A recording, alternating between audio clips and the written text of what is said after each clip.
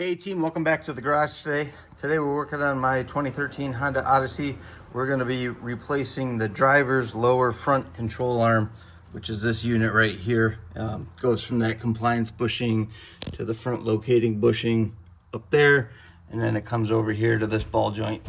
Today we're replacing it because this ball joint's bad. I got another video out there where I show you how I found that kind of failed in a pretty interesting way. So we're going to go ahead and remove this arm, and I'll kind of walk you through what's involved. Stick around.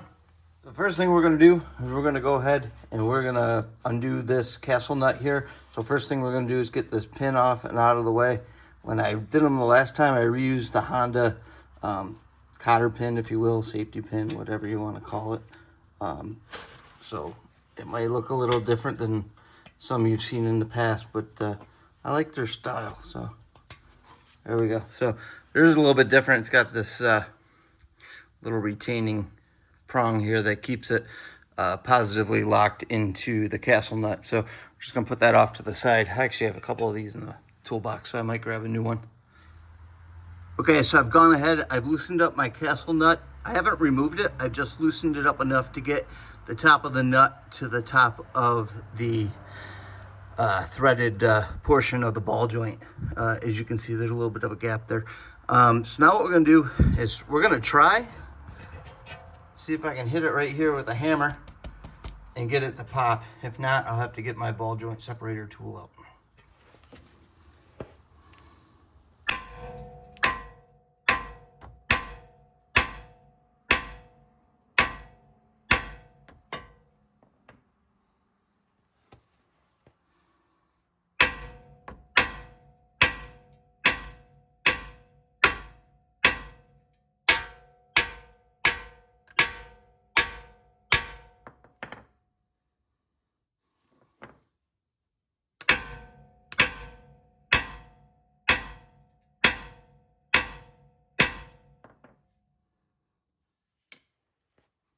Oh, that didn't work.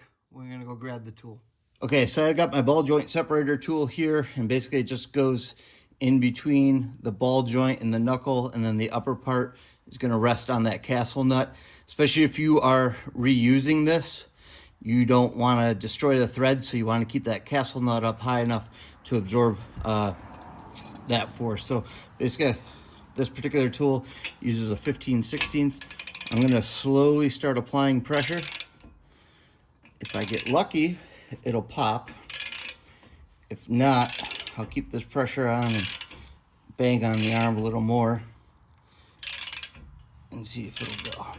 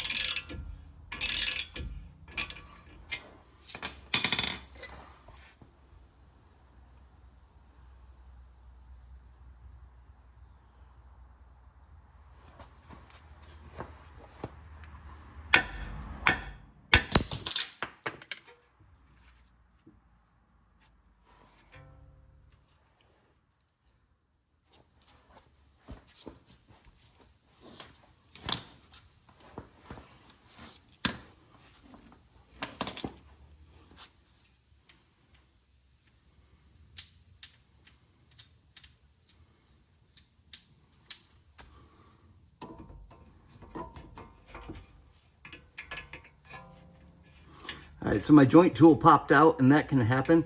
So you never really want to be on the front of this thing if that does let go. So we're gonna put this back on there again. And we're gonna secure that. Okay, so I've got a bungee cord wrapped on there, back up to the tie rod, just to keep it from popping off while I apply more pressure to this.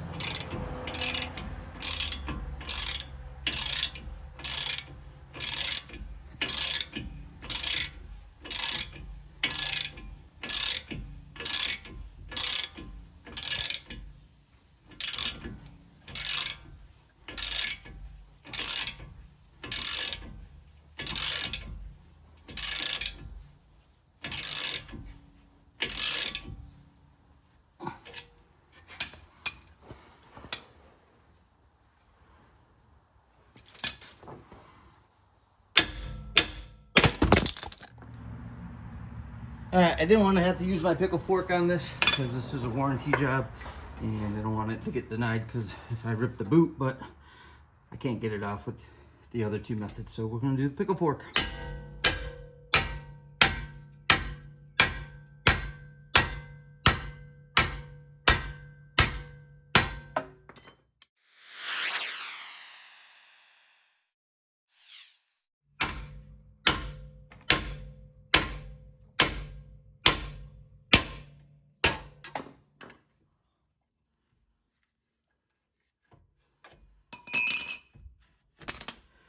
There we go. We got it. Finally. Whew. So now we're going to go and remove the castle nut on the top, which at this point has been distorted pretty good, so it's probably going to fight me now. Okay, so I got the castle nut off now, and this is now free in the knuckle, so now we're going to focus our attention onto the inner bolts underneath the car, and these should come off fairly easily, so I'm going to start with this one here. So I opted to grab my ratchet and the 19mm socket, 6-pointer. Don't want to round anything off here.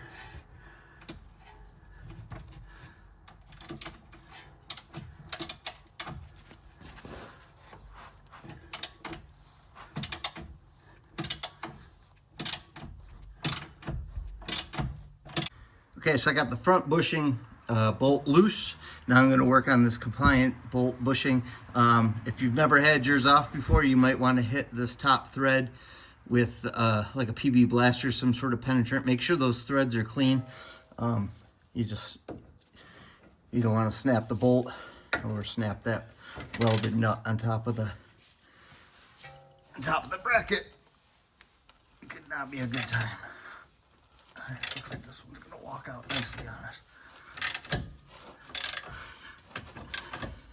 So I had this apart 2 years ago, almost to the day, putting these arms on because I had ripped compliance bushings. Now I'm replacing this because I got a bad ball joint, and I got another video about that. But a little disappointed, even though these have a lifetime warranty, and Rock Auto was quick to send me a replacement.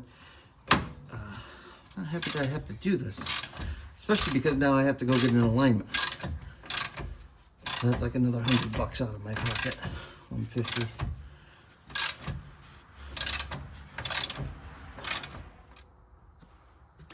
Okay, so I have my rear compliance bushing bolt out. I've got the front bushing bolt out, and the ball joint is now free of the knuckle, so you can just go ahead and grab this arm and pull it right out. All right, so I'm gonna go show you why we're replacing this arm after just 2 years. Hopefully you can see it. This ball joint is kissed. Funny story though, it only made noise if I was going around a turn with the steering wheel turned, like pulling in or out of a driveway or an establishment and hitting a seam. But so let's go get this, swap that with the new one. So meet the new arm, same as the old arm. This was a Delphi unit that had the ball joint fail. This is a warranty replacement Delphi unit. I do notice it has the Delphi logo stamped into the ball joint, which the old one, it's kind of rusty. I can't tell if it's there or not, but I don't remember it being there when I installed it 2 years ago. In fact, when I installed it 2 years ago, there was like a painted mark on here that said Delphi that I don't see on here now anywhere. Made in Turkey, according to the box. So, and this nut is different than the one that was on the one I took off. This is a bigger OD, so I gotta get a different ratchet and get this protective cover off. So, before I install this one, just in case I have to replace it again in 2 years, I'm gonna go ahead and put a bunch of anti-seize on this taper here. Thought I did it the last time, maybe I didn't. I did these on my Accord around the same time, so it might have been the Accord that I did it on. But But yeah, we're gonna go pretty liberal on there. I'm not gonna put it on the threads, just on this tapered portion. And hopefully I never have to replace this again, because I put this on and it would be easy to do. Okay, so we're back. The new arm is in. It literally goes in exactly the way you took it out. So just slide in your compliance bushing, then slide this upper bushing into the bracket, and then you're gonna put in your lower ball joint. Do not tighten any of these at this point. We got to do something before we tighten these. So these are all about 3 turns from engagement. I'm gonna grab my torque wrench and then I'm gonna show you what you do. Okay, so now we haven't fully tightened any of the bolts yet. They're just hand tight. What we're gonna do is we are going to lower the vehicle down slowly onto this jack stand.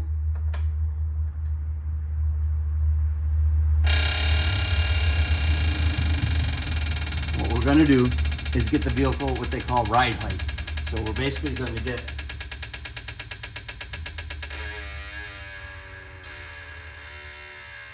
the weight of the vehicle back on this corner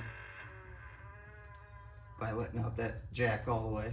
All right, but I'm gonna leave it there so it doesn't have a safety issue.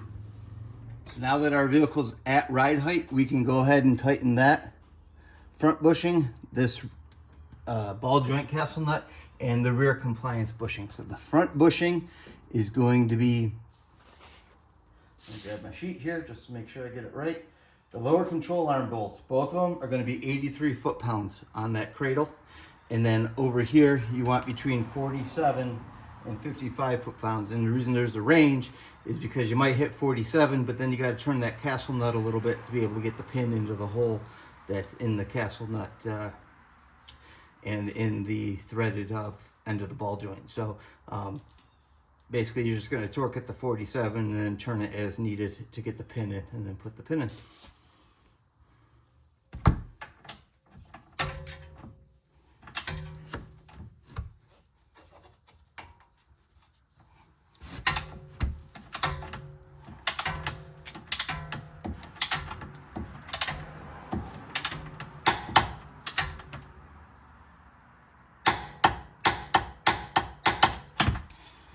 Okay, so both of my bushings are now torqued to the torque spec of 83 foot-pounds. Remember, look that specification up for your vehicle. This just happens to be the specification for my particular make, model, year.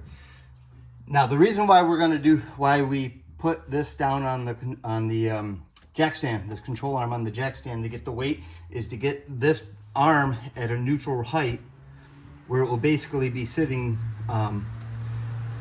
89% of the time, 90% of the time.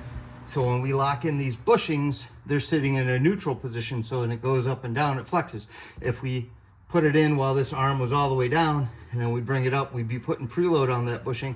And then as it traveled upward, when we hit a bump or whatever, then we'd run the risk of tearing this bushing. So we want to get this at ride height, then torque down both those bushings. So now what I'm going to do is I'm going to torque down my castle nut here, and we'll put the safety pin in. Okay, so I got my castle nut torqued. The new nut is a 7/8. Luckily I had the tool to be able to put it on there and wasn't in a jam. So now what you want to do is go to torque spec, 47, and then you want to get it so you align the castle nut, which is the opening. That's why they call it castle nut. You want to be able to line it up with that hole in the stud right there so you can see the light coming through. That's where we're going to put our pin through there and set it. All right, our castle nut's in. It's the cotter pin is in there. It's been bent to lock it in place, so we're all set. So you can go ahead, you can remove your jack stand now and put your wheel back on and lower your car down, and you're pretty much done. The other side of the vehicle, the passenger side, is the same.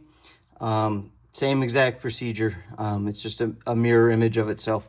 And then, of course, whenever you do any kind of suspension or steering replacements, you want to get a professional alignment done. So I have an appointment for that tomorrow. All right, thanks for stopping in the garage today. Hope this video serves you well and was helpful. And stop back soon and like and subscribe to be notified about future content. Thanks. Bye-bye.